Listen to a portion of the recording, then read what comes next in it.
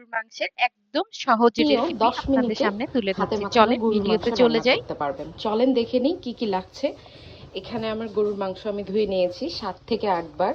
এখানে দিয়েছি আমি শুকনা মরিচ, এই যে হচ্ছে কালো ফল, সাদা ফল মানে এলাচ, দারুচিনি, জিরা, আদা রসুনটা আমি ছেঁচা দিয়ে নিয়েছি। আর এই যে এখানে পেঁয়াজ আমি কেটে নিয়েছি 8টা 9টা 10টার মতো পেঁয়াজ কেটে নিয়েছি। এখানে আমার 1 কেজির মতো গোস্ত আছে।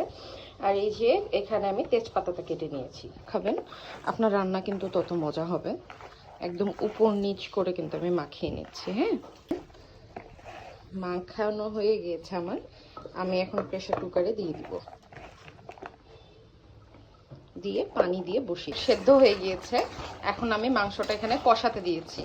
হ্যাঁ, খুব এই যে আমার গরুর মাংস কিন্তু রান্না শেষ। হ্যাঁ, এটা কেউ দেখে বলবে যে এটা আমি হাতে মাখিয়ে রান্না